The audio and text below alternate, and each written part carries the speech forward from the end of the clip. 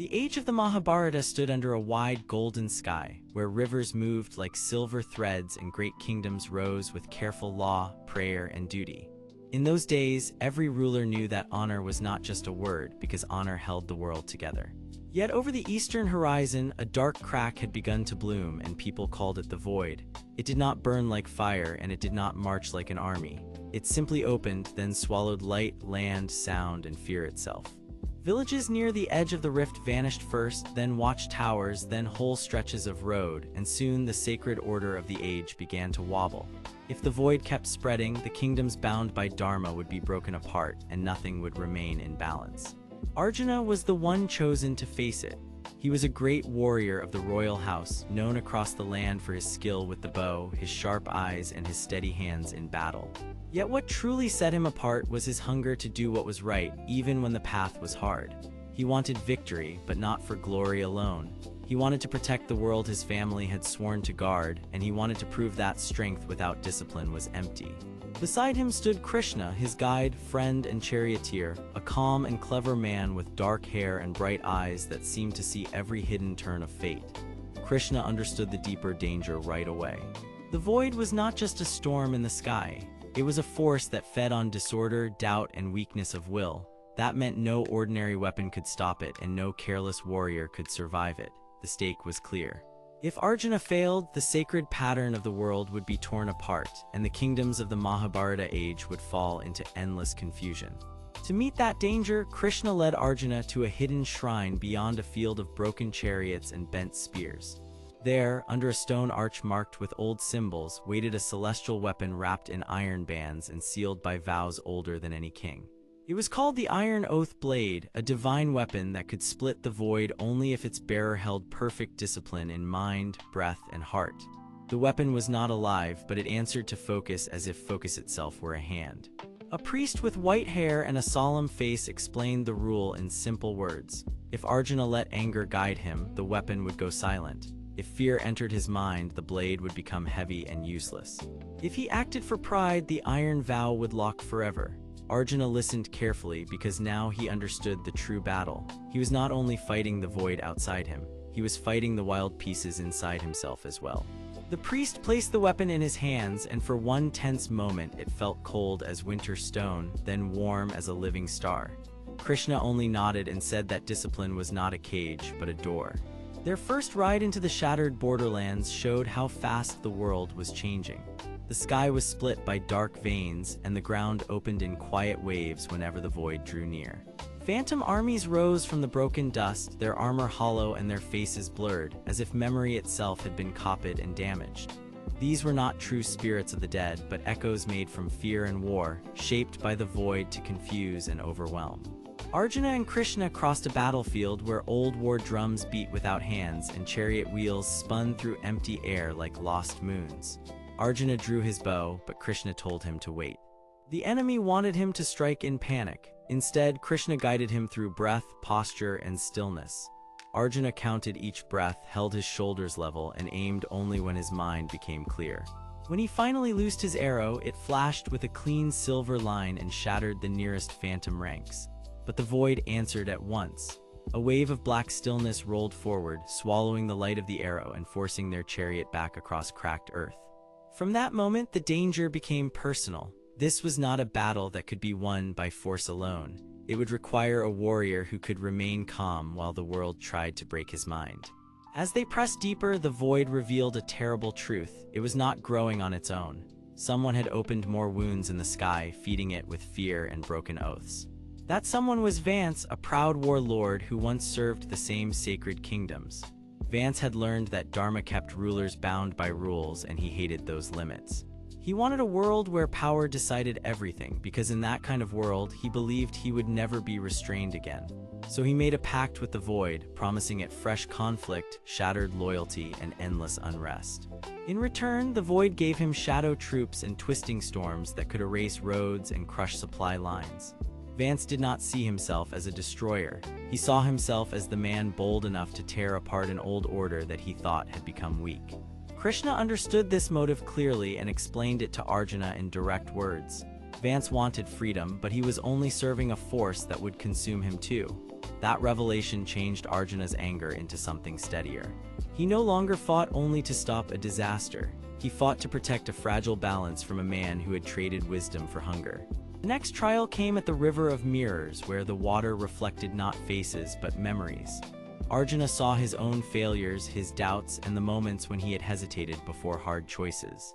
He saw a version of himself who had chased praise and another who had turned away from responsibility.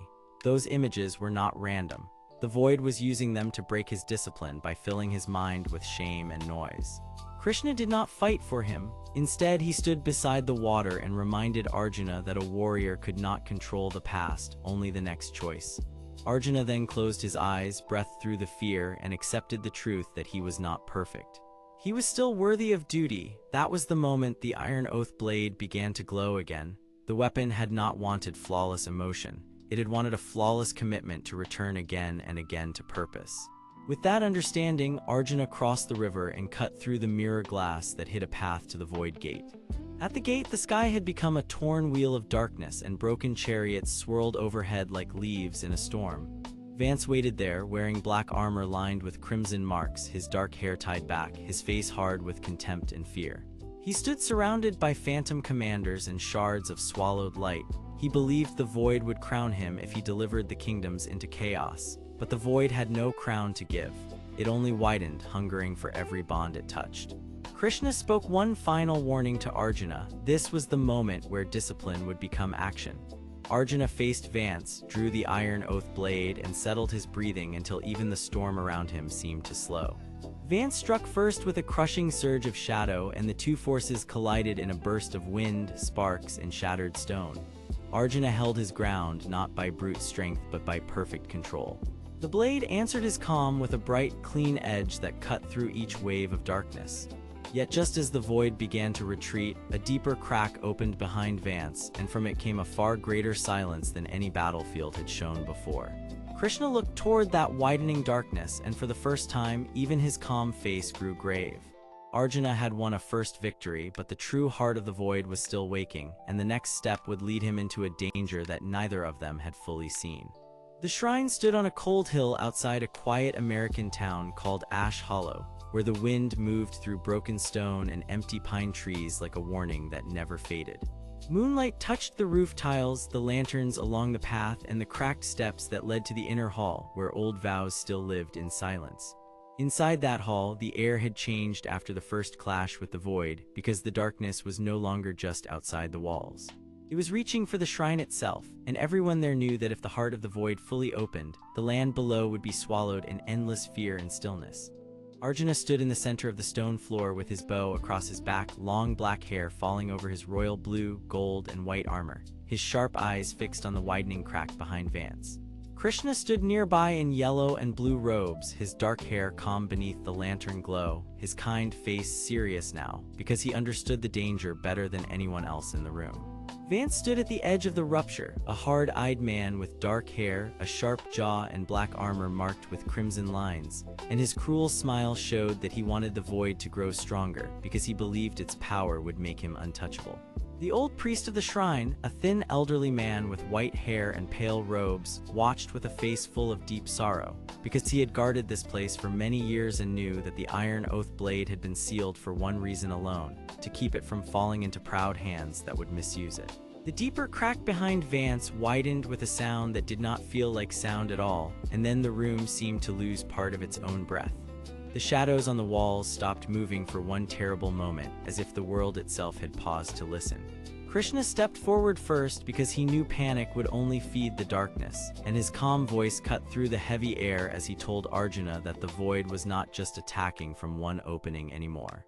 He explained that the first waves had been only a shell, a test, and that the true heart beneath them was still waking.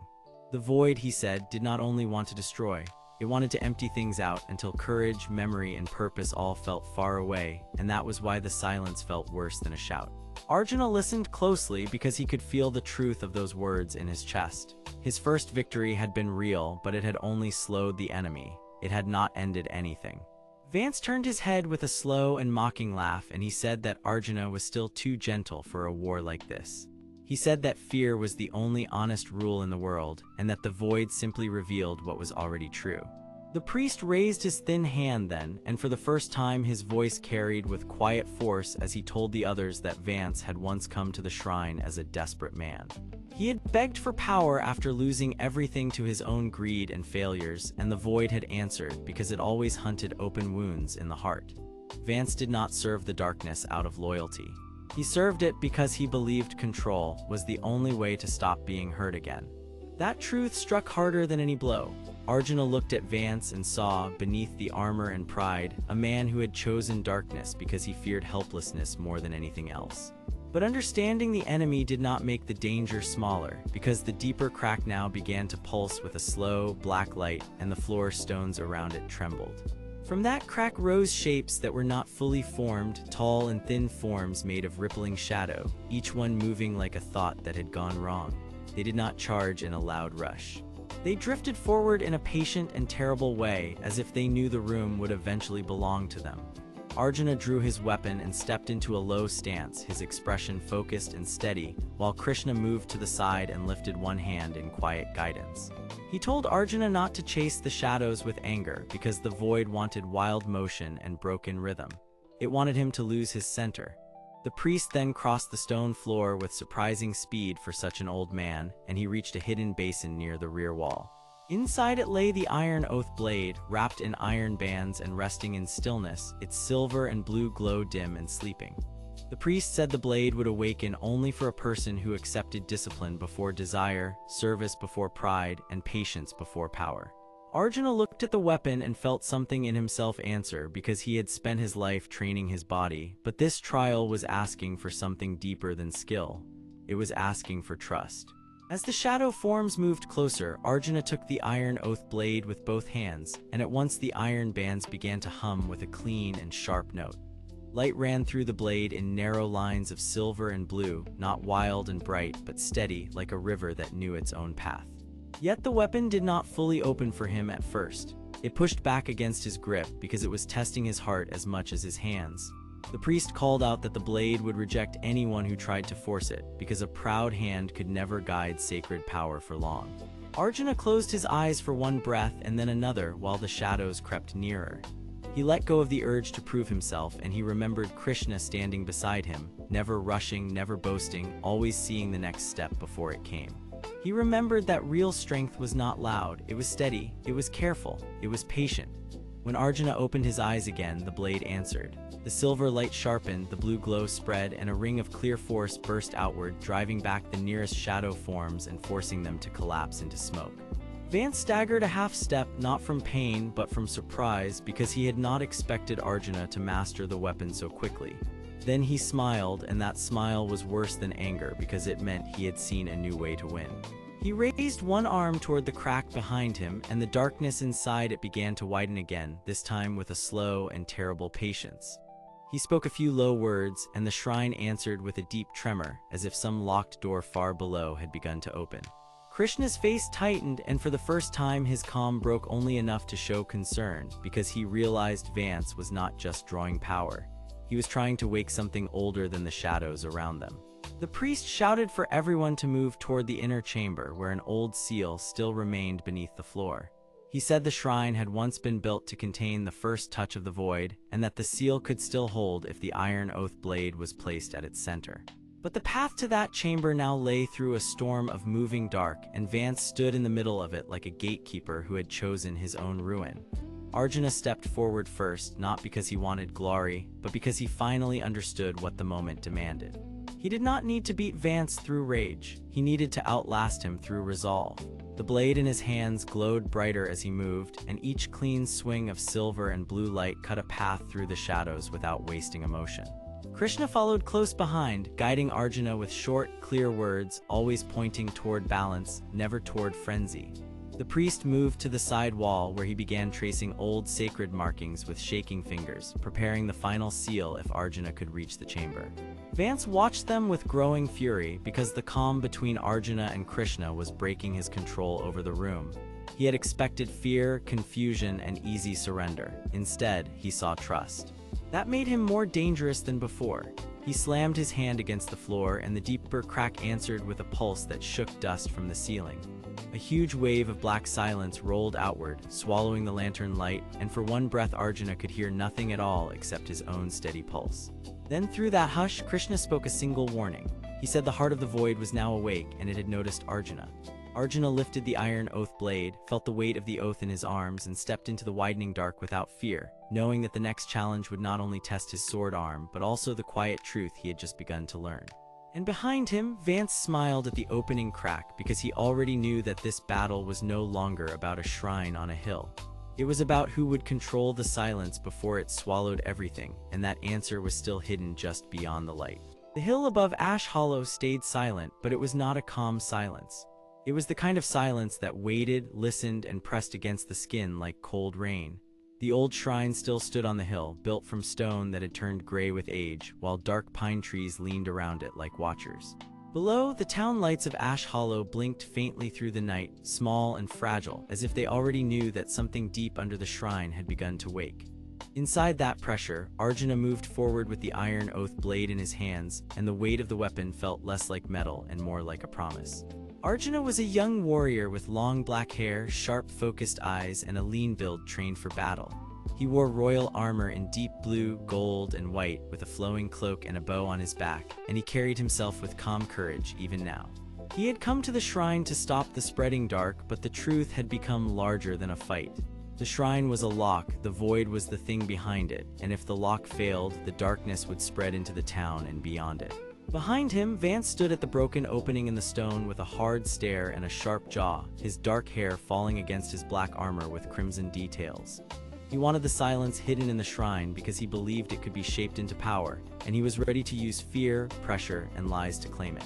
Vance did not serve the dark by accident. He served it because he thought the world was weak, and he wanted to rule the fear that the void created. That was why this night mattered, and that was why every step Arjuna took had to count.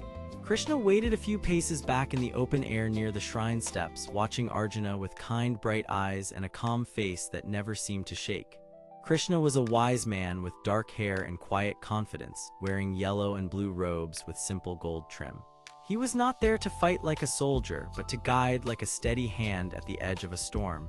He knew the old rules of the shrine better than anyone else, and he understood something that Arjuna was only beginning to feel.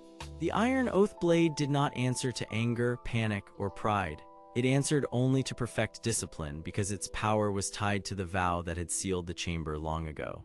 The priest of the shrine, an elderly man with white hair, a solemn face, and thin shoulders, stood near Krishna with his hands folded inside plain pale robes marked by simple sacred signs. He had guarded the shrine for many years, and his voice had the quiet force of someone who had carried a secret for too long. He told Arjuna that the chamber below held an ancient seal, and the seal was not made to destroy the void. It was made to keep it asleep. If the seal broke, the void would not rush out like fire. It would spread like a thought, like a fear, like a shadow that entered memory and stayed there.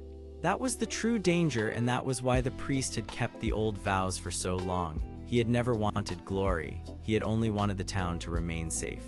Arjuna listened, and for the first time since taking the blade, he felt the full burden of the choice in his hands. He wanted to protect Ash Hollow, but he also wanted to understand the quiet truth that Krishna had been guiding him toward. Strength was not enough. A blade could open a door, but only a clear mind could keep the darkness from using that door. So Arjuna stepped through the widening crack in the shrine floor, and the stone beneath him gave way into a stairwell that sank into the earth. The air changed at once. It grew colder, drier, and strangely still, as if sound itself had been pushed aside. The glow of the iron oath blade became brighter, silver and blue light wrapping around the iron bands as Arjuna held it close to his chest. Each step carried him deeper into the hidden chamber beneath the shrine, and every wall around him was lined with old sacred markings that had been cut by hands long gone. The inner chamber waited below, quiet and sealed, built with one purpose only, to hold back the thing that could not be allowed to roam free.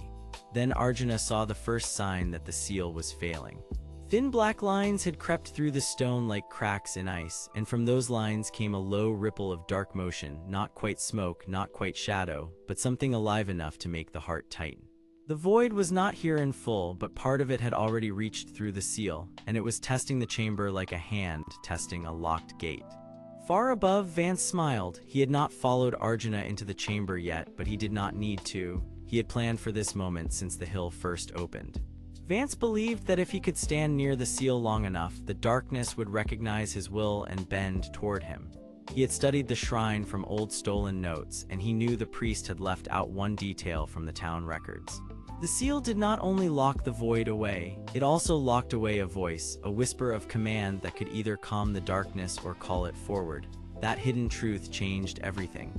Vance had not come simply to break a shrine. He had come to claim the voice and force the void into a shape he could use. This was the reason his hatred felt so cold, and this was why his confidence never faded. He did not think he was evil, he thought he was practical. He thought fear was the only real law. Below him, Arjuna reached the center of the inner chamber and found a stone platform ringed by old symbols. At its heart stood a narrow pillar with a second mark that matched the iron oath blade.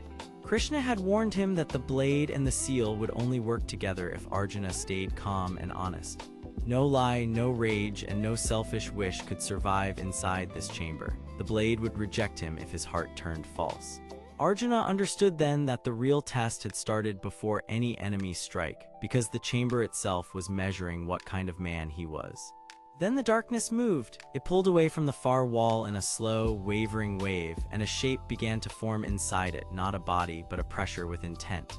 The void seemed to breathe, and the chamber answered with a deep tremble that ran through the stone.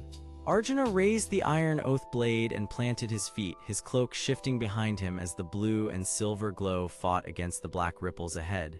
He did not charge, he did not shout. He listened to the guidance Krishna had given him, and he breathed once, then twice, until his mind became steady. That steady choice mattered more than strength, because the void fed on panic and doubt. When Arjuna finally spoke, his voice was calm and clear, and the blade answered at once. Light ran through the iron bands, and the sacred marks on the pillar began to shine in return. The seal was not restored by force. It was restored by alignment, as if the chamber itself had been waiting for someone who could stand still inside fear. But the chamber was not healed yet. A heavy sound rolled down from the stairwell above, and Vance stepped into view at the edge of the lower steps, his cloak hanging like a dark banner behind him. His expression was sharp with triumph, because he had found a way to enter after all, and he believed the void was now close enough to command. He looked from Arjuna to the glowing blade, and his eyes narrowed with anger and hunger. He said that the old vows were only chains and that the world needed a ruler strong enough to break them. Arjuna answered by lifting the blade higher, not in rage, but in refusal. That was the moment the chamber changed again. A hidden side wall slid open with a rough stone grind, revealing a narrow passage deeper under the shrine, and every sacred mark around it flared once before fading. The priest gasped because he knew that passage was not on any map he had kept. It was a forgotten route, hidden for emergencies, and if it had opened now, then someone had prepared for this long ago. Krishna turned his eyes to the passage, then to the priest, and the calm guide realized the same hard truth. Someone had not only known about the void, someone had planned for its return. Arjuna stood at the edge of the dark opening, the iron oath blade steady in his hands, and for the first time he understood that the battle in the shrine was only the start. Beyond that hidden path waited the person who had shaped this whole night, and the next truth would be even harder to face. Arjuna did not retreat, but he did not rush either. He stepped toward the passage with discipline in his heart, while Vance followed with a cold smile, certain that the deeper dark would finally bend to him. In that narrow space between light and shadow, the story moved forward, and the silence below the shrine began to speak at last. Below the shrine, the air turned colder, and the stone walls pressed close around every step. Ash Hollow still slept above them, wrapped in dark pines and hard winter wind, but the hidden passage under the hill felt alive with old fear. Arjuna moved first, his long black hair falling over his armor as he walked with a steady breath and a careful gaze. He was a man shaped by duty, and he wanted only one thing now, which was to stop the void before it spread beyond the shrine and into the town. Behind him came Krishna, calm and upright, with dark hair tied back and bright eyes that missed nothing. Krishna did not fight with anger, because he understood that this darkness could not be beaten by force alone. Vance followed last, his dark hair slick with sweat, his hard stare fixed on the path ahead, and his jaw set in a cruel line. He wanted the power below the shrine, not to protect anyone, but to prove that he could command what others feared. The priest of the shrine had warned them that the seal was ancient, that the void answered hunger, and that anyone who tried to own it would only feed it. That warning now hung over the narrow passage like a final breath, because the hidden way was leading them straight to the place where the oldest truth had been buried. The passage opened into the inner chamber, and the sight inside made even Vance slow down for one rare moment. The room was wide and low, carved from black stone, with sacred markings cut deep into the floor and walls. At the center stood a broken ring of metal and stone, and around it drifted a thin shimmer of dark light like a wound that had not healed. This was not a simple room, but a prison built long ago to hold back the void, and every line in the walls showed the cost of that effort. The priest of the shrine stepped in after them, thin shoulders bent, white hair shining in the dim light, and his solemn face carried the pain of a man who had guarded a secret for too many years. He told them that the shrine had never been a place of worship alone. It had been a lock. Long ago, the people of this land had found the void creeping through dreams, bending fear, and taking shape where doubt grew strong. So they had sealed it here, and the iron oath blade had been made as the only weapon that could wake the final seal. Arjuna looked toward the blade with respect because he could feel its strange stillness calling to him, not with greed, but with discipline.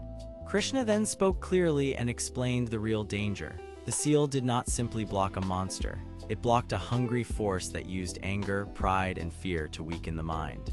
If someone tried to force it open, the void would not just escape. It would enter the world through every weak heart nearby. That was why the stakes mattered so much now.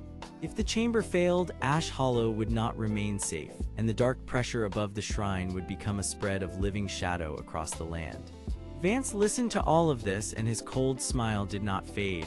Instead, it sharpened. He said that all of them were clinging to old fear while he could take control and use the power for himself. He believed that the world only respected strength, and that if he held the iron oath blade, he could master the seal and bend the void into a tool. The priest of the shrine begged him to stop, saying the chamber had been built to punish that very kind of arrogance. But Vance had already decided that warning was only another form of weakness. He raised his hand, and the dark light around the center ring answered him at once. The shadows in the chamber thickened, the sacred markings dimmed, and a deep pulse rolled through the floor. That was the first true twist of the night, because the chamber did not wait for Vance to enter by force. It recognized his hunger and opened wider for it. The old seal had not been broken by accident at all. It had been lured.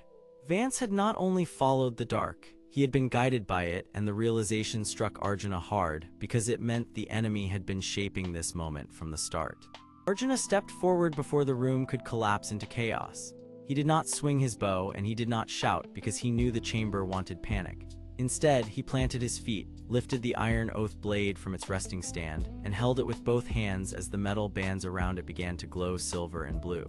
The weapon did not respond to force. It responded to stillness, and Arjuna found that stillness by drawing one slow breath after another. The blade brightened, and the sacred markings in the floor answered with a faint ring of light.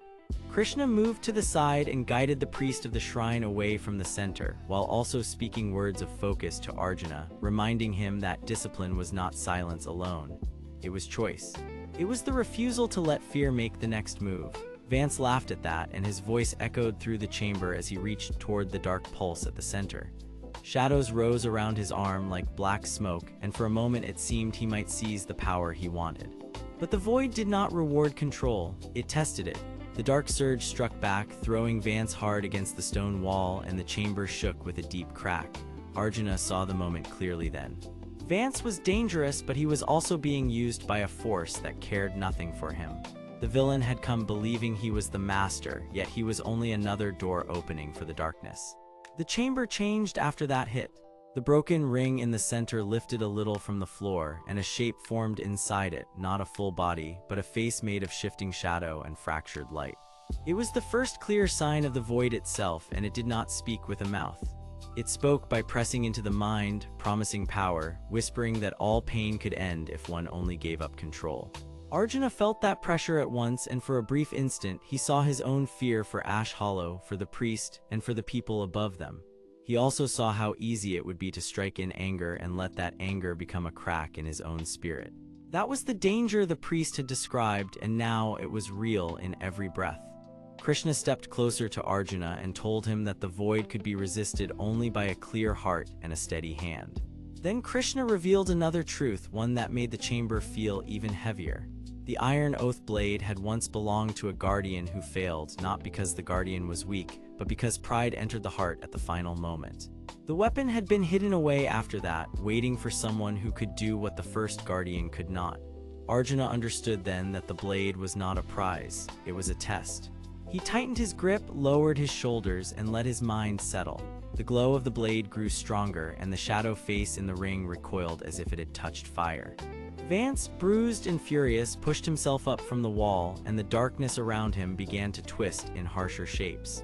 He did not give up, because he could not stand the thought of losing to Arjuna in front of the priest and the guide. He shouted that rules were made by the weak, and that power should belong to the person strong enough to seize it. Then he lunged toward the center ring one more time, hoping to force the seal fully open before Arjuna could finish the awakening.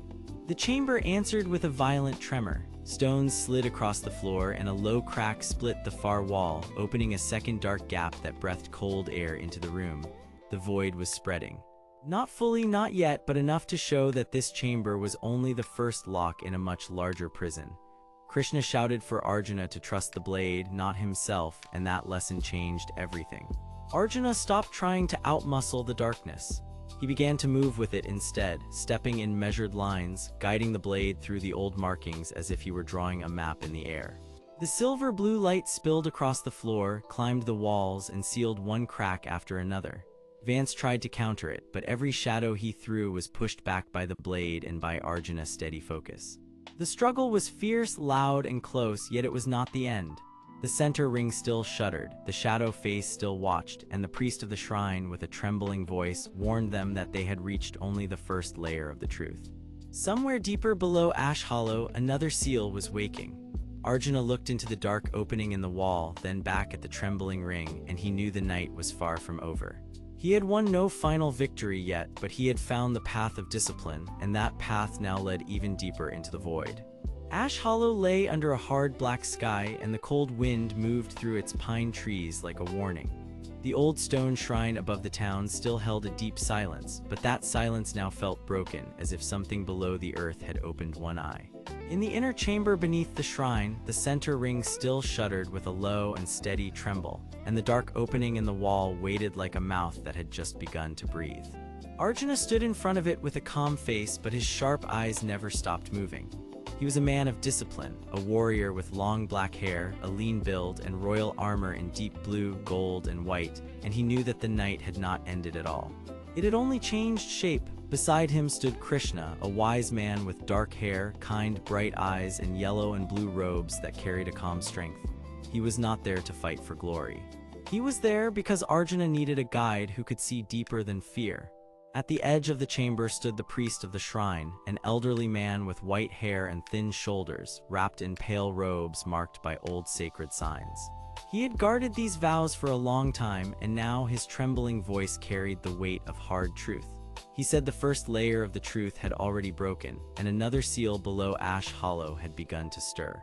That seal mattered because it held back the void, the vast dark rift that could spread through land, air, and memory. It was fully awakened. If it opened, the town, the shrine, and everything living above them could be overwhelmed by shadow. Arjuna understood that this was no longer only about one chamber or one weapon. It was about whether discipline could stand against endless darkness. Before Arjuna could answer, a hard scrape came from the dark passage behind them, and Vance stepped into the chamber with a cruel smile and dark hair falling over his sharp jaw. He wore black battle armor with crimson details and a heavy dark cloak, and he carried himself like a man who believed strength gave him the right to take whatever he wanted. Vance had followed the trail because he wanted the Iron Oath blade, the celestial weapon wrapped in iron bands that glowed with silver and blue light when awakened. He did not want it for protection. He wanted it because he believed the blade could force open the deeper seal and give him control over the power below. The reason mattered, because Vance had already learned that the void answered only to clear intent and strong will, and he had decided that if he could not control that power through honor, he would try to seize it through fear. His plan was dangerous because the shrine seals were not simple locks. They were living vows tied to discipline, and any careless force could crack them wider instead of closing them. Arjuna turned at once, bow still across his back, and his calm gaze met Vance with no panic. The two men had now reached the true shape of their conflict.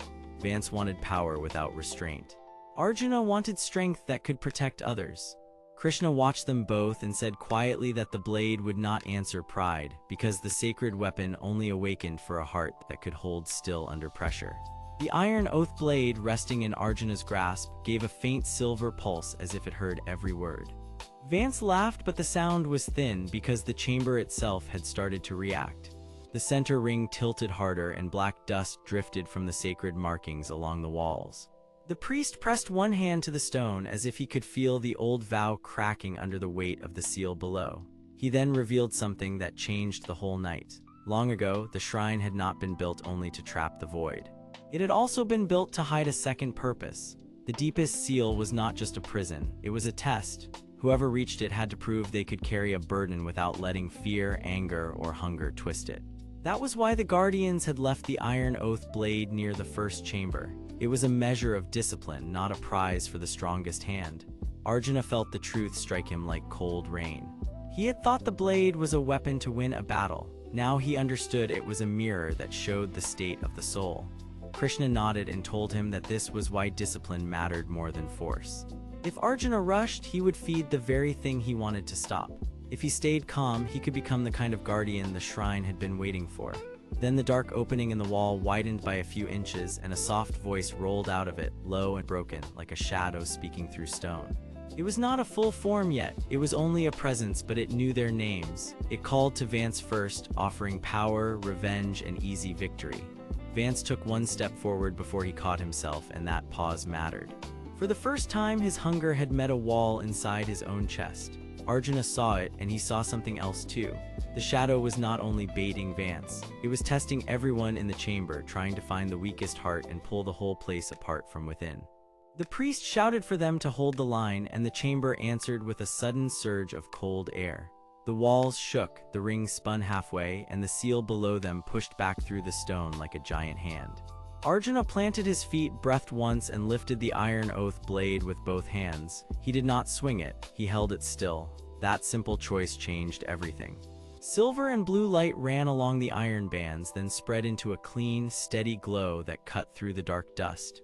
The blade was not asking for rage, it was asking for balance. Vance lunged anyway, reaching for the weapon with a reckless burst of force, but the chamber pressure struck his cloak and threw him back a few steps. He slammed into the wall, hissed through his teeth, and stared in shock as the blade refused him. He did not stop trying. He raised one hand and drove a wave of dark force toward Arjuna, hoping to break his focus. But Arjuna stayed centered, and Krishna spoke one quiet word that steadied him like a hand on the shoulder. Arjuna moved then, not with wild speed, but with clear purpose. He stepped through the shadow wave, turned his body, and drove the glowing blade into the stone line beneath the ring. The floor cracked open with a deep groan, and a hidden stairway appeared below, leading down into a colder and deeper level. The stairway had been hidden under the chamber all along. That was the revelation the priest had feared most. The first seal was only the visible one. The true prison lay below, and now it was awake enough to show its path. The priest looked down the stairs with fear in his white eyes and said that no one had entered that route in many years. He also said with a trembling voice that something had been waiting there for a chosen bearer, not a conqueror. Arjuna understood at once that the shrine had not only protected the void. It had also waited for someone strong enough to face it without becoming part of it. Arjuna took one slow step toward the stairs, and the chamber behind him began to fade into darkness and dust. The iron oath blade remained bright in his hands, but its light now felt quieter, more focused, and more honest. Vance, still against the wall, lifted his head with anger and disbelief, and the priest lowered his gaze because he could no longer pretend this was a simple warning. The truth had become a path, and that path was going down. Krishna moved beside Arjuna and spoke with calm certainty, saying that courage without discipline would fail, but discipline without compassion would also fail. Arjuna listened, and he realized that his strength could not be only for himself. He had to protect the town above, the shrine below, and even the people who stood against him, because the void could turn any wound into a doorway. That thought changed him. He was still serious and focused, but now his calm held a deeper purpose. He was no longer chasing a victory. He was accepting a vow. Then a final tremor rolled through the chamber, and from deep beneath the new stairway came a slow pulse, like a giant heart waking in the dark. The priest whispered that the second seal had heard them. Arjuna tightened his grip, looked once at Krishna, once at the priest, and once at Vance, and then he began to descend. Above him, the center ring kept shuddering. Behind him, the shadow face in the dark opening kept watching. Below him, the next layer of the void was waiting. The night was still far from over, and the story had only opened its deepest door. The stairway dropped into colder air, and the stone around it seemed to listen. Below the shrine, the hidden world of Ash Hollow felt older than the town above, older than the road, older than the men who had built their lives on the hill. The walls were cut from rough rock, and thin lines of sacred markings ran across them like warnings that had never grown tired. Every step Arjuna took made the low pulse stronger, and the sound was no longer distant. It was close, deep, and steady, like something huge had opened one eye in the dark. Arjuna was a lean warrior with long black hair, sharp focused eyes, and royal armor in deep blue, gold, and white. He wanted the truth, but more than that, he wanted to keep the seals intact before the void could spill farther into the shrine and then into the town. Behind him came Krishna, a calm guide with dark hair, kind bright eyes, and yellow and blue robes that moved softly in the cold air. He wanted Arjuna to stay steady because he knew the real battle would be won through control, not panic. The priest followed with thin shoulders, white hair, and plain pale robes covered in sacred marks. He mattered because he had served this place his whole life, and he knew the chamber below had not been meant for easy answers. Farther back, Vance moved like a blade in the dark, a villainous man with dark hair, a hard stare, and black armor with crimson details. He wanted the power hidden below because he believed the seals were not a prison but a lock on a treasure that should belong to him. That belief made him dangerous, and everyone on the stairway knew it. They were not only walking into a chamber, they were walking into a choice that could break the shrine open forever. The stairway ended at a narrow arch, and the arch opened into the inner chamber. The room was wide, round, and carved from old stone that looked worn smooth by centuries of silent pressure. Sacred lines spread across the floor in rings and circles, and each line was filled with dust so old it looked almost like ash. In the center stood a slab of dark stone, and above it hovered the second seal, a pale shape that flickered like frozen lightning inside a glass shell. The slow pulse came from beneath that slab, and each beat made the markings on the floor glow for a moment, then fade again. Arjuna stopped at the edge of the circle, and Krishna raised one hand without speaking, telling him to wait. The priest looked at the ceiling, then at the walls, and his face tightened with fear that he could no longer hide. He explained in a low voice that the first seal had only kept the lower path shut, but the second seal guarded the chamber of binding, where the deepest pressure of the void had been chained long ago. If this seal broke, the chamber would not merely open. It would call the void deeper into the shrine and awaken every hidden layer tied to it. That was why the stake was so high. Ash Hollow sat on a fault line of old sacred land, and if the chamber failed, the town above would begin to feel the dark pull in dreams, in fear, and in waking hours. Vance smiled at that because fear to him was only another opening. He said that the priest was clinging to old stories, that the shrine was weak, and that a bold hand could seize the power before the seal collapsed on its own. Krishna answered him with quiet certainty, saying that greed never mastered a sacred force. It only invited ruin. Vance turned his gaze toward the slab in the center, and Arjuna saw something there that made him uneasy. The iron bands on the iron oath blade, still strapped across Arjuna's back, had begun to shimmer with silver and blue light. The weapon was not reacting to fear, it was reacting to the chamber itself. The old priest noticed it too, and his voice dropped into a stunned whisper. The blade was not just a weapon. It was a key built to answer discipline, because only a steady heart could awaken what the seals had hidden. That was the first clear twist in the chamber, and it changed everything. Arjuna had carried the blade as if it were a tool for battle, but now the priest said it had been made to test the one who would guard the seals, not break them. Before anyone could speak again, the floor gave a deep tremor, and a line across the far wall cracked open with a dry stone sound. Cold air rushed through the chamber, and from the crack came a shadow that was not quite a shadow. It stretched upward like smoke, then formed a flat face with no clear mouth, only empty dark places where eyes should have been. It was the Watcher from above, now pressed into the chamber as if the void had given it a body for a moment. The priest stepped back, and even Vance paused, because the thing had no human shape and no human concern. It wanted only one thing, and that was to widen the opening between worlds. The second seal shivered, and the pulse below the slab turned faster. Krishna moved beside Arjuna and spoke in a calm, steady voice. He said the chamber would answer the strongest feeling in the room, and if fear ruled them, the void would feed on it. If anger ruled them, the seal would crack faster. But if discipline ruled them, the chamber might still hold. Arjuna closed his eyes for a single breath, and in that small silence he remembered the burden he had accepted above. The people in Ash Hollow who never knew their safety rested on a hidden room beneath their feet, and the look in the priest's face when he had first spoken of the seals. Arjuna wanted to rush forward and strike the Watcher apart, but he knew that force alone would not solve this. So he lowered his stance, drew the iron oath blade free, and held it with both hands in front of him without swinging. The blade answered with a brighter silver glow, and the iron bands loosened with a soft ringing sound. The chamber went still for one impossible moment, as if the stone itself was waiting to see whether he would hold control. Then Vance made his move. He stepped toward the center slab, his cloak trailing behind him, and he said that if the blade had chosen Arjuna, then Arjuna should use it to claim the chamber before the priest could bury it again. He wanted the power of the second seal because he believed the deeper layer of the void could be bent into a weapon. That motive finally stood clear, and it was as ugly as it was simple. Vance did not fear the dark, he wanted to command it. He reached for the slab, and the Watcher in the wall twisted toward him at once, as if his greed had called to it personally. Arjuna moved before anyone else could stop him. He stepped between Vance and the slab, and the two men faced each other under the dim light of the chamber. Vance had the hard look of a man who had long ago chosen power over peace, while Arjuna carried the quiet strain of someone who knew that strength without restraint could harm everything he loved. The priest cried out that no one must touch the center stone because it was bound to the second seal by sacred vows. Krishna added that the vow was not about magic alone, it was about trust.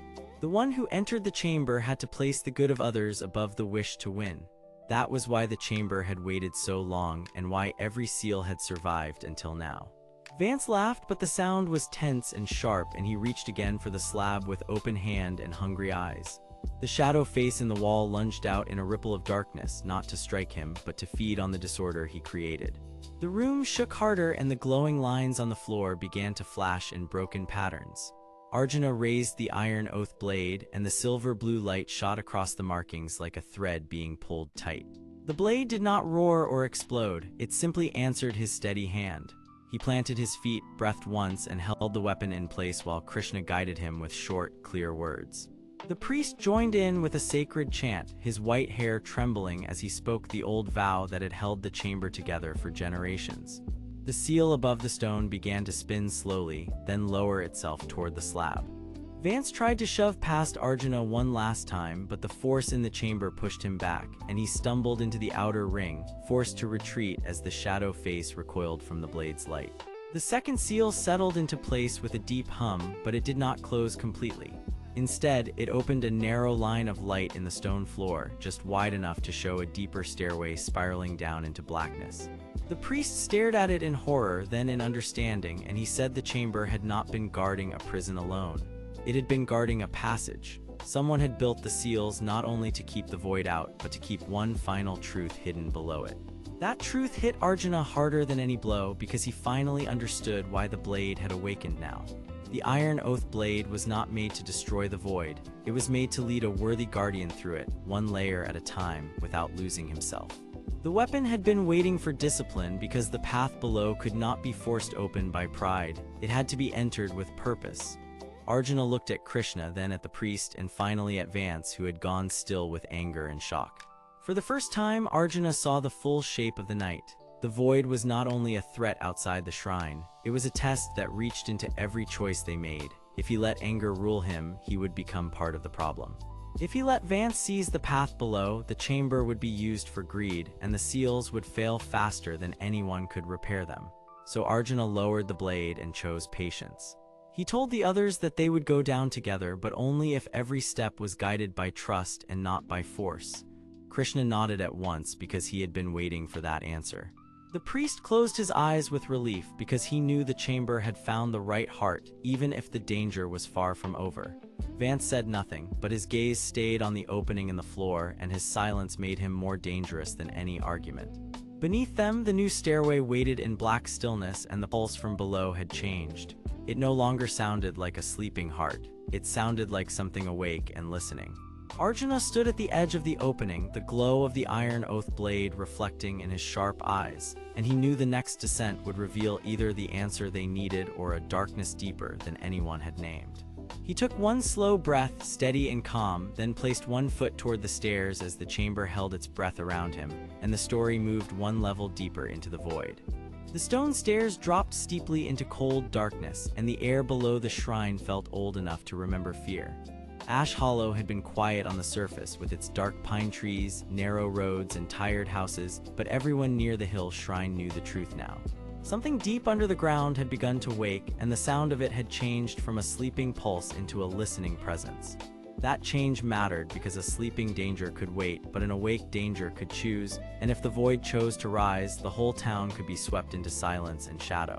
Arjuna led the descent with his long black hair tied back and his royal blue armor catching the faint light, while Krishna followed with calm dark hair, bright eyes, and yellow and blue robes that seemed strange and steady in the dark.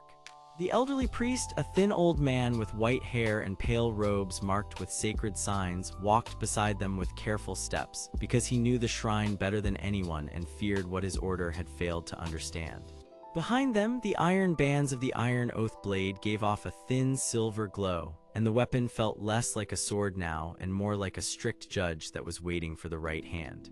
Arjuna did not speak at first because he could feel the chamber below pressing against his mind, and he knew this was not only a fight for a town, but a fight for the meaning of discipline, trust, and the right to hold power. At the bottom of the stairs, the group reached the inner chamber, a hidden stone room lined with old markings, broken seal lines, and walls that seemed to drink in the light. The place was not grand, but it was built with purpose, and that purpose was clear even before anyone spoke. It had been made to hold the void back, not by force alone, but by a vow that had to be kept with complete control. The priest lifted a shaking hand and pointed toward the center of the floor, where a round stone ring sat under a web of silver cracks. He explained, in a low and careful voice, that the shrine order had protected this place for many years because the void had once tried to spread through the land by feeding on fear, pride, and broken promises. He said the iron oath blade had been placed above the chamber for one reason only, because the blade would respond to a person who could act without greed. Arjuna listened with sharp eyes, and Krishna watched him with quiet confidence, because both men understood that the true test was not the depth of the chamber, but the state of the heart. Then the blade brightened and the silver light turned blue, and the marks in the floor answered with a soft hum that made the stones seem alive. That was when the first twist of the night became clear. The priest was not only a guardian of the shrine, he was also the last keeper of a failed oath, and he had brought Arjuna here because the old order had once hidden the truth from everyone else, fearing that honest people would be too afraid to face it. Arjuna stepped forward, and the moment his boot touched the ring, the whole chamber changed. The walls trembled, the cracks in the floor widened into glowing lines, and the dark at the far end of the room began to move like a curtain in the wind. Then Vance emerged from that darkness, and his presence hit the room like a hard blow. He was a man with dark hair, a sharp jaw, and a hard stare, dressed in black battle armor with crimson details and a heavy cloak that dragged behind him like a warning. He had followed them through hidden paths beneath the shrine, and now his reason for coming stood clear in the cold light. He did not fear the void, he wanted it. Vance believed the world was ruled by weak hands and old rules, and he had decided that if he could seize the force below the shrine, he could bend towns, leaders, and armies to his will. He spoke with cruel calm, saying that the void was not a curse if a strong person held it first. His words made sense in the worst way, because they came from pride that had spent years growing into hunger. He did not want to destroy the world for no reason. He wanted to dominate it, and that made him even more dangerous. Arjuna lifted the iron oath blade, but the weapon did not strike at once. Instead, it pulsed once, as if asking whether he was ready to carry its burden without losing himself. Krishna took one step to the side, watching both men, and the priest whispered that the chamber would test any force placed inside it. That was when the floor ring opened, and a dark stream rose from below, not as fire or smoke, but as shifting black light that twisted toward Vance first. Vance reached for that power with a cruel smile, but the chamber punished his impatience. The void surged toward him, then recoiled, then split into thin moving strands that wrapped around the stone floor like searching fingers. The room shook harder, and the old markings flashed, warning that the seal was failing from both sides at once. Arjuna understood then that the danger was bigger than a simple battle. If Vance forced the void open too quickly, the chamber seal would collapse and the rift would spread out through the shrine and into Ash Hollow above. The town would not be safe, and every person there would be trapped under a force that did not care about walls or prayers. Krishna raised his voice calm but firm and told Arjuna that the blade needed discipline, not anger. He reminded him that the weapon answered only when the heart stayed clear. Arjuna breathed in, remembering every step that had brought him here, every fear he had set aside, and every choice that had taught him to stand steady instead of striking wild. He lowered the blade, then guided its glow toward the stone ring instead of Vance. The change was small at first, but the chamber noticed. The silver and blue light spread across the floor markings, and the black strands of the void paused, as if confused by a will that did not try to dominate it. Vance snarled and attacked, driving forward with brute force, and the clash that followed sent sparks of light and shadow across the room. No one fell, but both sides were pushed hard, and the chamber groaned under the strain. Then the second revelation arrived, and it cut deeper than Vance or the darkness. The priest confessed that the ancient seal did not only hold the void in place, it also fed it, because the shrine order had used fear itself as part of the lock. Every time the guardians taught people to be afraid of the chamber, the seal gained strength, but the void learned from that fear and grew smarter. That was why it had started to sound awake. It had been listening to everyone for years, learning from dread, anger, and desperate hope. The priest had kept this secret because he thought the truth would break the town, but hiding it had only made the danger worse. Krishna closed his eyes for a moment, then told the others that a prison built on fear always becomes a lesson for the thing inside it. Arjuna looked at the glowing floor and finally understood what the blade had been asking of him since the beginning. The iron oath blade was not meant to crush the void through force. It was meant to impose a clean and steady vow, one that the darkness could not imitate. So Arjuna took a half step back, planted both feet, and lifted the sword with open hands instead of a tense grip. He spoke a simple oath, promising to protect the town, the shrine, and even the truth, no matter how painful it was. The blade answered at once. Its silver glow deepened, the blue light spread in a wide circle, and the chamber quieted for one brief heartbeat. Vance felt the change and rushed in with a furious strike, but the blade met him with a wall of light that forced him back several steps. He did not fall, but his cloak whipped around him, and for the first time his face showed real surprise. The chamber did not end the conflict. It only revealed how close everyone stood to disaster. The void still writhed beneath the floor ring, and now thin dark cracks were crawling toward the stairs that led back to Ash Hollow. Arjuna held the blade steady, his sharp eyes fixed on the seal, while Krishna moved beside the priest and ordered him to speak every line of the old vow he could remember.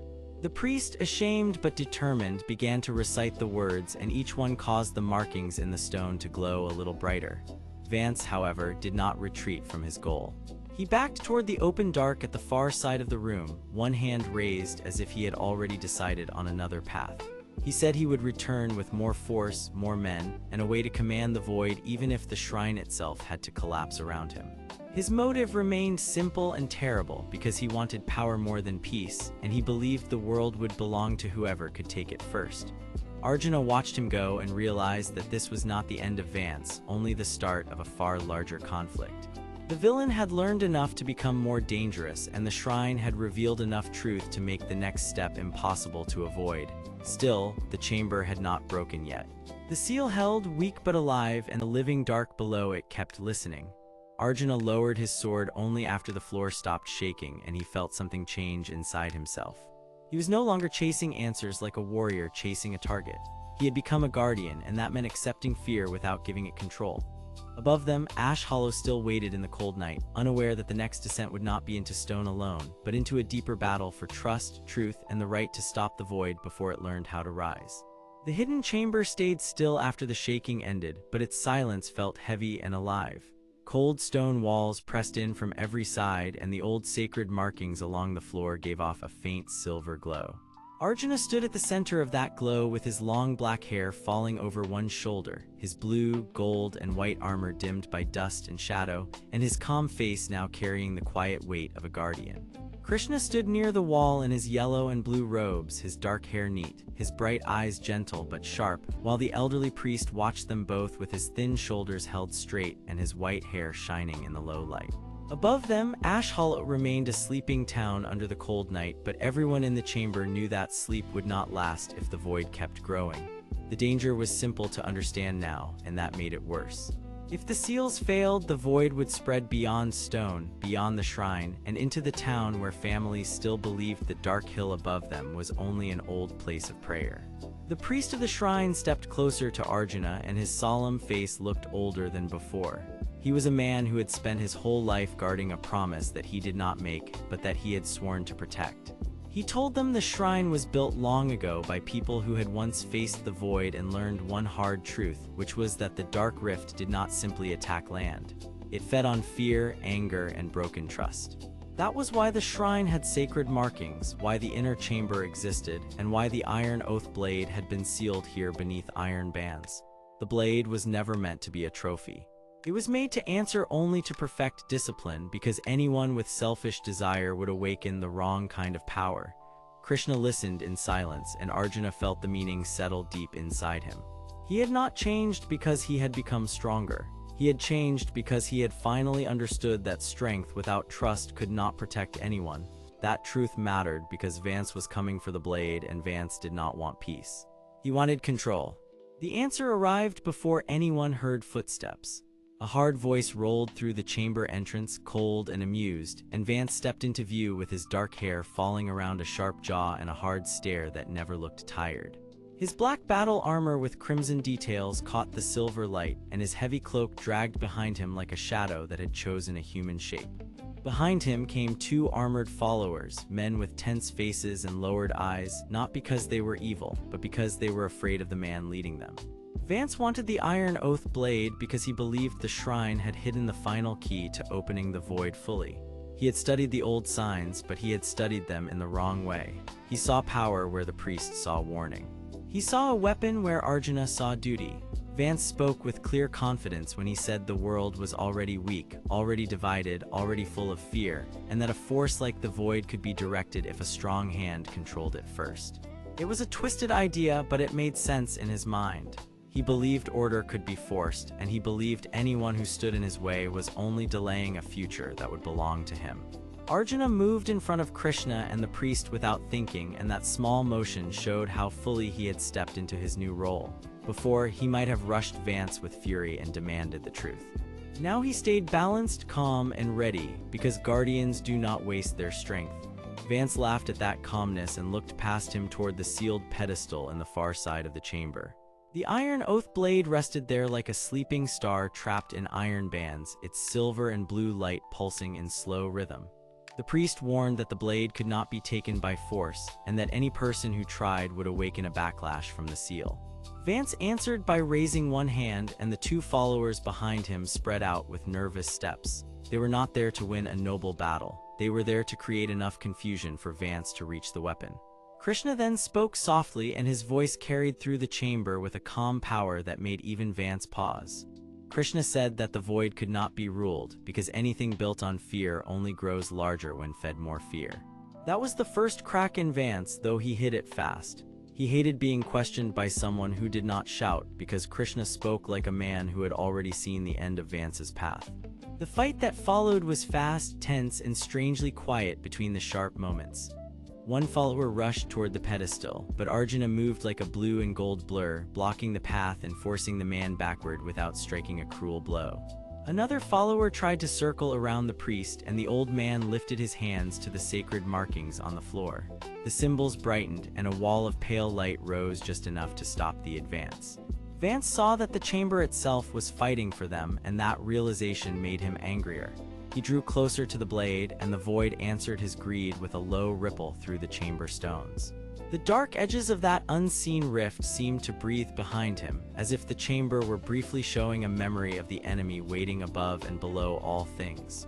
Arjuna noticed something important in that moment.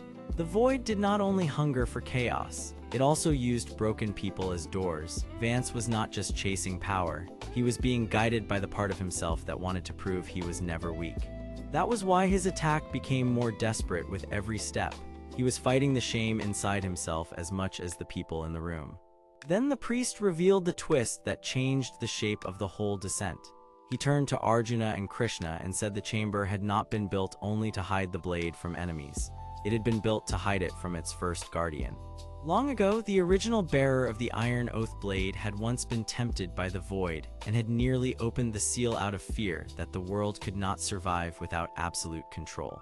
That guardian had been stopped by the priest ancestors and had chosen exile over disaster, leaving behind the blade and the rules that protected it. Vance froze when he heard that because it exposed the truth he had not wanted to face.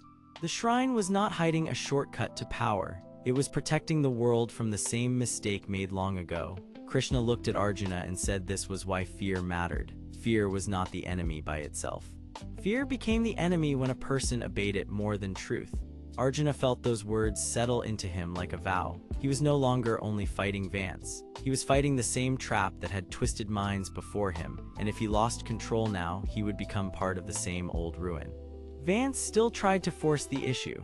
He shouted for his followers to rush the seal, and one of them slammed into the glowing boundary with enough force to send a burst of white light across the chamber. The shock did not injure anyone, but it pushed everyone back and made the room tremble again. Dust drifted from the ceiling. The Iron Oath blade began to hum and its bands flickered with silver fire. The priest stumbled, then caught himself on the wall, his face pale but steady. Krishna moved to help him, placing one hand near the sacred markings and the other near his chest as if listening for the next beat of the chamber. Arjuna drew his bow from his back and aimed not to harm, but to pin Vance in place and keep him away from the pedestal. His arrow struck the stone just beside Vance, close enough to stop him, and the villain flinched for the first time. For a brief instant, his hard stare turned uncertain. That tiny crack showed the man underneath the armor, a man terrified that if he did not win now, he would be left meaningless. Arjuna saw that fear, and instead of mocking it, he understood it. That understanding made him stronger because a guardian does not need to hate an enemy to stop him. The chamber then opened another secret. A section of the wall beside the pedestal slid inward with a deep stone grind, revealing a narrow passage lined with the same sacred markings. The priest looked shocked, then ashamed, and finally relieved, as if he had feared this path would never be found. He said the passage led to a lower seal, one even older than the chamber they stood in. There, the final binding of the void had once been anchored, and there, the true reason for the shrine would be revealed. But the passage could not be opened fully while the blade remained unstable, and the blade could not be stabilized unless someone touched it with perfect discipline. Everyone looked at Arjuna at the same time because the answer was now clear. The warrior who had once chased answers like prey had become the only one who could steady the weapon. He stepped toward the pedestal while Vance shouted in protest and the chamber pulsed with warning. Arjuna placed both hands near the Iron Oath blade and the silver-blue light climbed over his armor like cold fire. It did not reject him, it listened. For one breath, everything in the chamber became still. Arjuna felt the blade testing him, asking whether he wanted victory or duty, pride or protection. He thought of Ash Hollow above the hill, of the people sleeping in homes that still had no idea how close the dark had come, and of Krishna standing beside him with patient faith. He thought of the priest who had carried a burden for so long that it had bent his body but not his spirit. Then Arjuna answered the blade without words. He let go of the need to prove himself. He let go of fear. He let go of anger. The Iron Oath blade responded at once, and its light flared bright enough to cast long shadows across the chamber walls. Vance shielded his eyes and stepped back, stunned that the power had chosen discipline instead of force. But the moment did not end in triumph yet. From deep below the newly opened passage came a far darker sound, a slow and endless stirring, like something vast shifting in sleep. The priest went rigid and Krishna looked down into the passage with grave calm. Whatever waited below was not simply hidden. It had been watching all of them for a long time. Arjuna tightened his grip on the awakened blade, and for the first time he understood that the next descent would not be about finding truth alone. It would be about facing the thing that had been listening all along, and this time the chamber would not be enough to keep it back. The shrine beneath Ash Hollow felt colder than the night above, and that cold was not natural. It clung to the stone walls, slipped through the narrow passage, and pressed against the chest like a warning that had no words. Far below the pine trees and the quiet hill, the old inner chamber waited with its ancient markings, its sealed floor, and its heavy silence. Arjuna stood at the edge of the opening, tall and steady, his long black hair falling over the gold and blue of his royal armor. His sharp eyes stayed on the darkness below because he knew the truth now. Something in that depth had heard them. Something in that depth had been waiting for them. Beside him, Krishna stood in his yellow and blue robes, calm as a still lake, with dark hair and kind, bright eyes that never lost their focus. He did not look afraid, but he did look grave, because he understood the same hard fact. The void was not just a shape of darkness. It was a hungry force, and if it rose fully, it would swallow the shrine, the town, and every promise tied to the old seal. The priest of the shrine, an elderly man with white hair and thin shoulders, stood with his plain pale robes brushing the stone. His solemn face had gone hard with dread because he had spent his life guarding this place, and now he saw how close that duty had come to failure. Vance stood a few steps back in black battle armor with crimson details and a heavy dark cloak, his dark hair falling around a sharp jaw and a hard stare. He wanted the power below for himself, not because he loved the shrine, but because he believed power belonged to the one bold enough to seize it. That greed had guided him here, and it was about to cost everyone dearly. Arjuna tightened his grip on the iron oath blade, the celestial weapon wrapped in iron bands and lit with silver and blue fire. It had awakened only after discipline, patience, and a true heart had tested it. Now it hummed in his hands as if it recognized the danger below and urged him forward. Krishna glanced once at the priest, then at Arjuna, and spoke in a low voice that stayed calm even in danger. He said the chamber was not only a seal, but also a listening gate.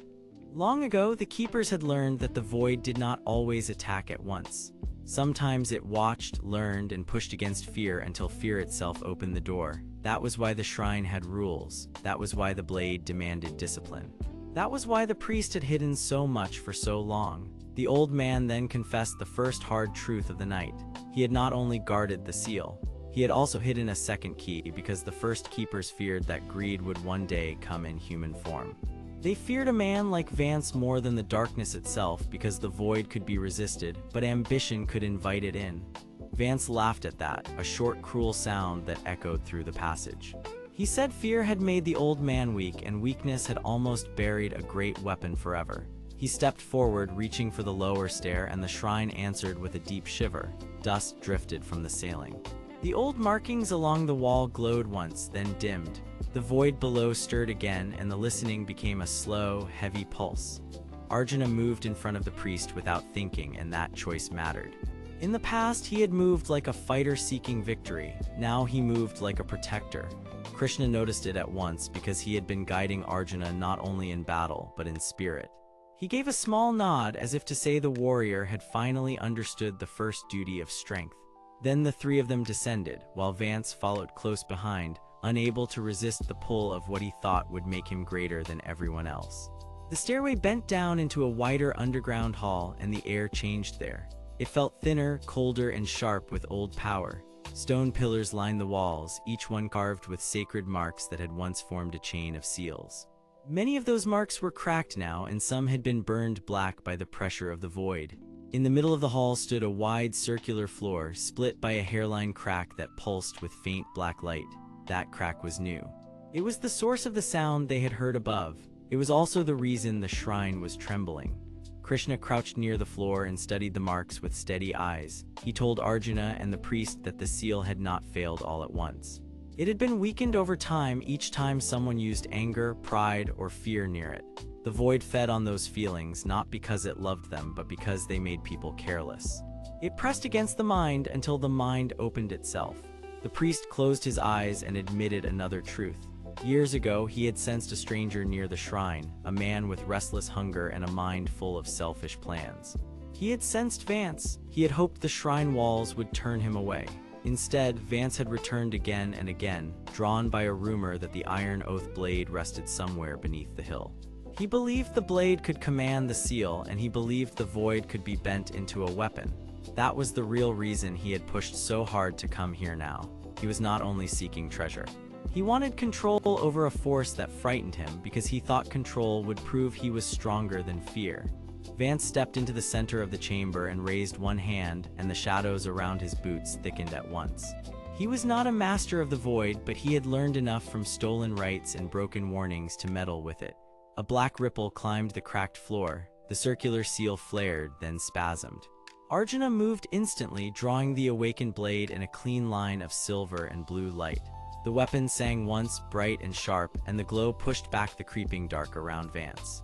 The priest shouted for restraint because he knew a wild strike could crack the seal faster. Krishna lifted one hand and told Arjuna to breathe, to settle, to fight with purpose instead of fury. Arjuna obeyed, and that choice made the difference. He planted his feet, narrowed his focus, and sent the blade down in a controlled arc that cut through the shadow line without touching the sacred stone. The dark ripples snapped apart and recoiled, but it did not vanish. It pulled back into the crack where something below shifted again, bigger this time and far more aware. The chamber lights flickered. The stone underfoot groaned. Then the twist came, sudden and clear. The priest looked at the old markings, then at Vance, and he said the stranger had not only come to steal power. Vance had been followed. He had brought something into the shrine with him, a fragment of the void sealed in a charm hidden under his armor. That charm was not a tool, it was a tether. Each time Vance reached for dark power, he was feeding the very force he thought he controlled. Vance froze for one sharp moment, and for the first time his hard face showed real fear. He had believed he was handling a weapon. Instead, he had become a door. The black charm cracked open on his chest, and a wave of shadow rushed into the chamber. The iron oath blade blazed brighter, but even its holy light strained against the surge. Arjuna was forced back a step, then another, as the wave slammed into him and rattled every bone in his body. Krishna moved beside him, calm in the storm, and spoke a simple truth. He said fear had made Vance easy to use. The void never needed loyalty. It only needed a person willing to open the gate. Those words struck Vance harder than any blade. He saw in one terrible instant that his hunger had not made him powerful. It had made him useful to something cruel and empty. The priest, shaking but steady, reached into his robe and pulled out the second key he had hidden for years. It was a plain object, small and worn, but the moment he held it up, the old markings on the walls answered with a thin ring of light. He said the key could not close the seal alone. It needed discipline from the blade, wisdom from the guide, faith from the keeper, and courage from the warrior. It needed all of them at once. Arjuna understood immediately. This was not a battle one person could win. It was a test of trust. He set his jaw, lifted the iron oath blade, and looked not at Vance but at Krishna and the priest. For the first time, he let others share the weight instead of carrying it alone. Krishna stepped to his side and began to guide the rhythm of breath and motion, while the priest moved to the broken ring of markings and fitted the key into a hidden notch in the stone. The chamber shook harder, and the crack in the floor widened just enough for a vast, dark shape to press upward from below. It had no full form yet, only a terrible presence and a sense of old hunger. Arjuna felt it watching him through the opening, testing his resolve, waiting for a mistake. Vance stumbled backward, trapped between his own failure and the force he had helped wake, and for one brief moment he was no longer arrogant. He was only small. Arjuna raised the blade, Krishna called for stillness, and the priest turned the key with both trembling hands. Light and shadow collided across the chamber in a single bright surge, and the seal began to answer. The crack did not close yet, but it did stop widening. The force below was driven back for now, though not defeated, and the whole shrine groaned as if it knew the battle was far from over. Arjuna stood in the fading light, breathing hard, changed by what he had learned. He was no longer chasing truth like a lone seeker. He was becoming a guardian who understood that strength without trust could not save anyone. Above them, Ash Hollow slept under the cold pines, unaware that the deepest danger had only just been checked, not ended. Below, in the dark beyond the seal, the thing that had been listening all along grew still again, and that stillness felt worse than the roar. Krishna looked into the crack, his face calm but deeply serious, and said the next step would reveal whether the shrine had been protecting a prison or a door. That question hung in the chamber like a new shadow, and no one there could yet answer it. The cold night stayed still over Ash Hollow, and the pines around the shrine bent in the wind like silent watchers. Deep under the hill, the inner chamber waited with its old stone walls, its worn sacred marks, and its heavy seal that no one there fully understood. Arjuna stood near the crack in the floor, tall and steady in his blue, gold, and white armor, with his long black hair tied back and his sharp eyes fixed on the dark below. Krishna stood beside him in yellow and blue robes, calm as ever, with dark hair and bright, kind eyes that held no fear at all. The elderly priest of the shrine, a thin old man with white hair and a solemn face, kept both hands near the carved stone, because he had guarded this place since he was young, and had spent his whole life fearing the wrong person might open it. The danger had been checked but not ended, and everyone in the room knew it. If the seal failed, the void could spread beyond the shrine and swallow the town, the hill, and every safe thing around them. That was why Krishna had spoken so plainly before. The shrine was either a prison or a door, and the answer would decide the fate of everyone above ground. The priest drew a slow breath and looked at Arjuna, then at Krishna, then back to the crack in the floor. He told them the old vow in simple words because the old ways demanded simple truth. Long ago, his order had not built the shrine to worship the stone, but to keep the void from finding a way into the world of people. The seal had been made with discipline, prayer, and the iron oath blade, a sacred weapon wrapped in iron bands that responded only when the heart that held it could remain clear and controlled. The priest admitted that he had feared opening the chamber because he no longer knew which side of the seal held the greater danger. If it was a prison, then something terrible was trapped below. If it was a door, then the shrine had only delayed an invasion, and the waiting itself had been the only mercy. Arjuna listened closely, and his jaw tightened because he could already feel how much was at stake. Krishna did not interrupt. He only asked the next clear question. Who had first hidden the truth, and why had they never told the town? The priest lowered his eyes and said that the order had stayed silent to prevent fear, but also because a powerful outsider had once tried to force the seal open for personal gain. That outsider was Vance, and he had come to the shrine years ago with dark armor, a hard stare, and one fixed idea. He believed the void could be controlled, and he wanted to make it obey him. The priest had driven him back then, but he had never forgotten the hunger in that man's voice. At the far end of the chamber, the stone wall gave a low shiver, and the whole room seemed to tighten around the sound. Krishna stepped closer to the crack and knelt with quiet care, as if he were listening to the breath of a sleeping animal. He explained the rule of the void in plain words so everyone could understand. The void did not only push on stone, it also pressed on fear, doubt, and memory. If a person approached it with anger or greed, it would answer that feeling and grow stronger around it. If a person approached it with discipline and trust, it could be held back long enough to learn more. That was why the iron oath blade mattered. It was not just a weapon, it was a test. It would only shine if the person holding it was fully steady inside. Arjuna rested his hand near the hilt, feeling the ancient pressure inside the blade, and he knew Krishna was asking him to be more than brave. He had to be calm. He had to be precise. He had to accept that one wrong choice could wake the force beneath the shrine. The priest then revealed one more hard truth. The shrine had not only protected the town. It had also protected Vance from learning the truth too early, because if he had found the wrong way into the chamber alone, his greed might have torn open the seal. Now, however, his return was no longer a rumor. His tracks had been seen near the pine path, and his men had already been moving through the trees. The warning came just as the chamber lights dimmed. A cold pressure slid through the crack, and the shadows along the floor stretched toward the center of the room. Then Vance entered from the stairway below, wearing black battle armor with crimson details and a heavy dark cloak that made him look larger than he was. His dark hair fell over a sharp jaw, and his hard stare carried the same cruel confidence the priest remembered. He was not here by accident. He had followed the shrine below the hill because he had finally learned that the seal hid a power source, not just a relic. He wanted that power because he believed the world rewarded strength and punished hesitation. In his mind, the void was not a curse. It was a force waiting for a master. He spoke with smooth certainty and told Arjuna to step aside because the old men had wasted too many years with fear. He said the shrine had held power in silence, while stronger hands could have used it to rule every border, every town, and every army nearby. Arjuna answered him with a steady voice and said that power without restraint always breaks the hand that reaches for it. Vance smiled at that and said restraint was just another word for weakness.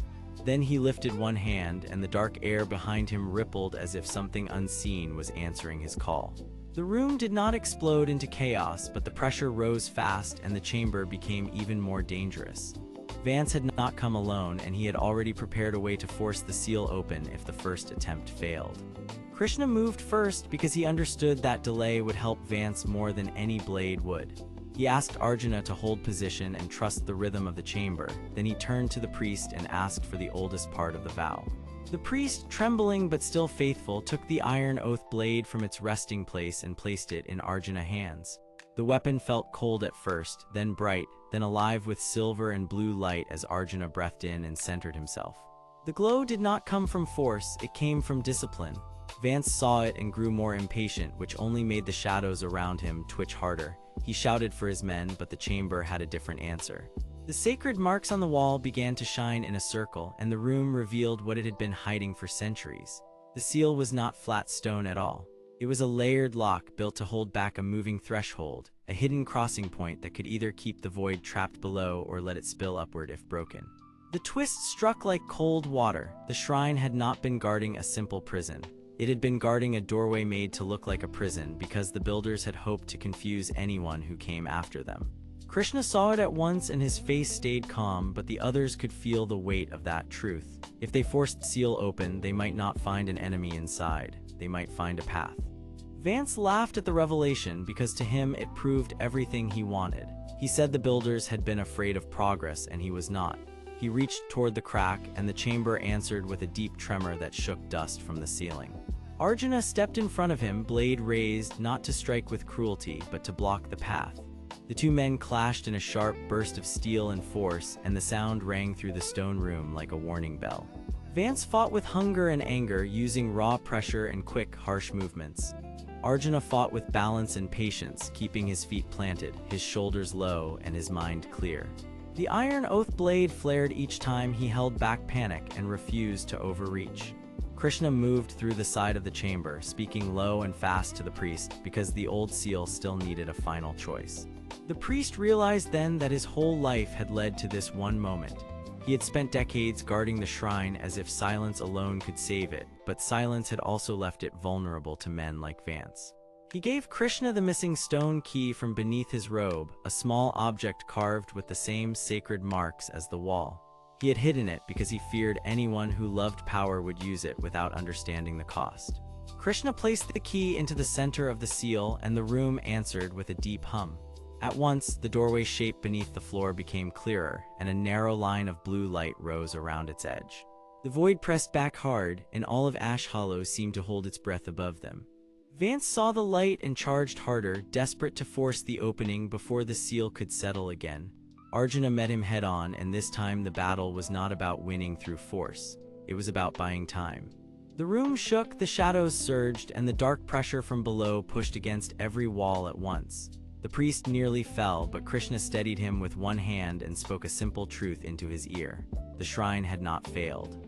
It had held for centuries because people like him had refused to let fear decide the future. Then Krishna told Arjuna to trust the blade not as a weapon of attack, but as a key of discipline.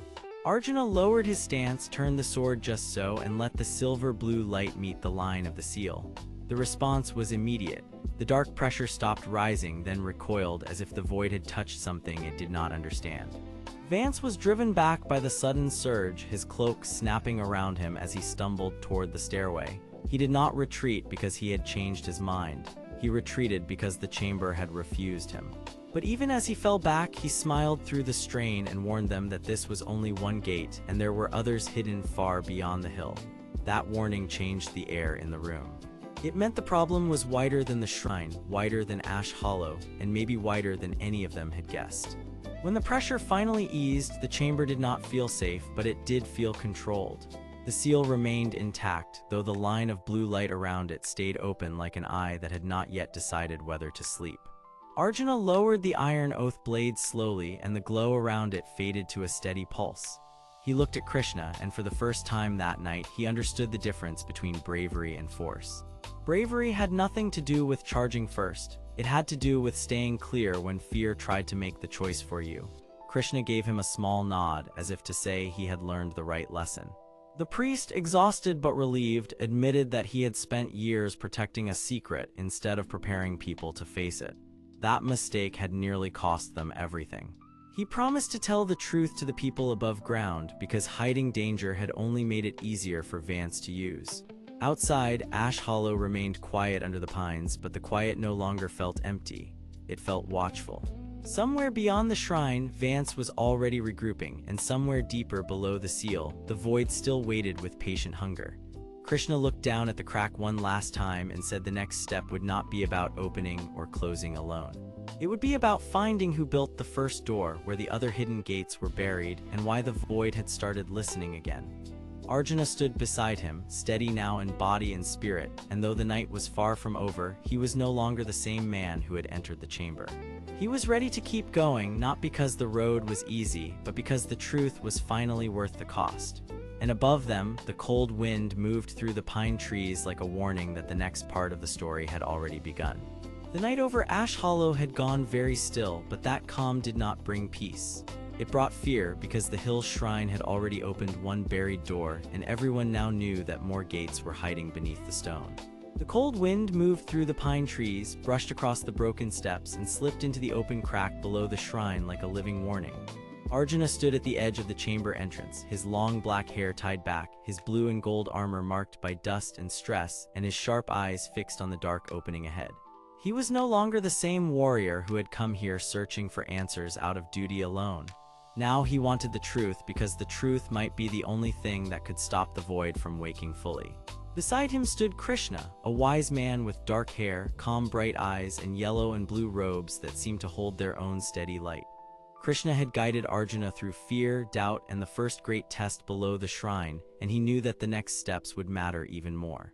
The priest was there too, an elderly man with white hair, thin shoulders, and a solemn face that carried the weight of ancient vows. He guarded the shrine not because he was strong, but because he understood what was buried there and what would happen if the seals were broken in the wrong order. All three of them knew the danger now. The first door had been opened, and the void had started listening again. The priest lifted one shaking hand and touched the stone wall beside the opening. He explained in a low voice that the shrine had not been built to hide treasure. It had been built to hide choices. Long ago, when the first seal was made, the people of the hill understood that the void could not be fought like an army. It grew when panic spread, when greed shaped fear into action, and when a person tried to command what should only be respected. That was why the gates were buried in layers. Each door was a test of discipline, and each test forced the seeker to face their own inner weakness before they could move deeper. The priest looked at Arjuna while he spoke, because Arjuna now carried the same burden that had once crushed older guardians. If the remaining seals were opened carelessly, the void would not simply escape. It would begin to spread through memory, thought, and trust, until every person in Ash Hollow saw their own worst fear as truth. Krishna placed a calm hand on Arjuna's shoulder and said that this was why the first victory mattered. It was not power that had opened the door. It was patience, trust, and a willingness to stand still when fear demanded motion. Arjuna listened, and though his face stayed hard, something inside him settled. He understood at last that strength without control would only help the darkness. Then the ground answered them. A deep tremor rolled through the chamber floor, and dust drifted from the ceiling in fine gray lines. The first door, still open behind them, gave off a cold silver glow from the awakened iron oath blade resting in its stone cradle. The blade was wrapped in iron bands, ancient and sacred, and its silver and blue light now pulsed in short, careful beats like a heart waking from sleep. Arjuna had touched it only once before, and he had felt how strict it was, how it responded only to perfect discipline and clear intent. That was when Krishna noticed the change in the air. The shadows near the far wall thickened, then bent inward, and a narrow crack of blackness formed in the stone as if the chamber itself was trying to remember another shape. The void was listening just as the priest had feared. From far above, a sharp sound rang through the pine trees like metal striking rock. The priest went pale because he knew that sound. Someone else had entered the shrine grounds. Then Vance appeared at the mouth of the outer stair, his dark hair falling across his hard stare, his black armor cut with crimson lines, and his heavy cloak moving like a banner of war. He walked with arrogance, but his face showed more than pride. It showed hunger. Vance wanted the iron oath blade because he believed the blade could make him untouchable. He wanted the buried seals because he believed fear could be shaped into obedience. He did not seek order, he sought control, and he had waited until the door was opened so he could follow the trail into the heart of the shrine. Vance stepped into the chamber with a slow smile and called down to them that the shrine had wasted enough time. He said the world was already broken and only someone ruthless enough could remake it. He spoke with smooth confidence, but the priest answered him at once, telling him that the seals were never meant for conquest. They were meant to hold back a force that feeds on panic, lies, and domination. Vance laughed and said that fear was useful, not evil, because frightened people obeyed faster. Then he pointed at Arjuna and said that the warrior had already proved one thing by opening the first door. He had done the hard work, and now someone stronger should take what came next. Arjuna tightened his grip on himself, not the sword, because Krishna had taught him to breathe first and react later. That small choice mattered because Vance wanted him angry. The void always grew when emotion ruled reason, and Vance knew how to use that. He began to climb down the steps toward the chamber floor, and with each step the air grew colder. The shadows behind him lengthened into rough shapes, and the cracked stone near the wall widened into another hidden seam. The second gate was close. Vance had not come only for the blade. He had come because he had learned the shrine reacted to pressure, and he believed he could force the next gate open by feeding it enough conflict. Krishna moved before Arjuna did. He stepped between Vance and the blade, his robe's sleeves brushing the floor, his eyes steady and sad. He told Vance that power taken without discipline would never remain under control, because the void did not serve the greedy. It fed on them. For a brief moment, Vance looked almost offended, as if someone had insulted his very right to decide the fate of others. He answered by striking the stone with the end of his gauntlet, and the sound shook the room. The hidden seam in the wall cracked wider, and black mist began to seep out in thin ribbons. The chamber reacted, just as he had wanted. The priest shouted for everyone to hold still, because the seals could be damaged if the wrong emotion spread too far. But the void had already begun to reach through the fresh crack, and the darkness moved like something curious, something waking. Arjuna finally stepped forward, not with rage, but with focus. He lifted the iron oath blade from its cradle, and the silver and blue light flared across his armor and cloak. The weapon felt heavy, but honest. It did not give him comfort, it gave him responsibility. As he held it, the blade seemed to judge him and approve him at once, because he was finally standing with a clear mind. Vance saw that approval, and his smile faded. He had expected strength. He had not expected discipline. The second gate opened only partway, and what appeared behind it was worse than a locked room. It was a narrow passage lined with more sacred markings, but the walls were covered in scratched names, old warnings, and signs of failed attempts from generations past. The priest explained that many guardians had tried to force this path before, and most had failed by trusting pride over patience. At the far end of the passage stood a stone ring, and inside the ring floated a dark mirror of moving shadow. It did not move like smoke, it moved like thought. Krishna said quietly that this was the listening place, where the void first learned the shape of a person before it tried to wear their fear. That was the real reason the first door had mattered. It had not only opened a path, it had awakened attention, and now the void knew Arjuna was here. That was the twist none of them had expected. The shrine was not just a prison. It was also a test mirror, and every sealed gate was designed to reveal the weak heart of whoever entered. Vance tried to laugh again, but the sound came out thin. He had wanted a weapon, yet the shrine was exposing him instead. The shadow ring reacted to his greed first, and a dark wave rushed outward, forcing him back 2 steps. For one brief, sharp moment, Arjuna saw the truth in Vance clearly. He was not brave. He was terrified of being powerless, and that fear had turned into hunger for control.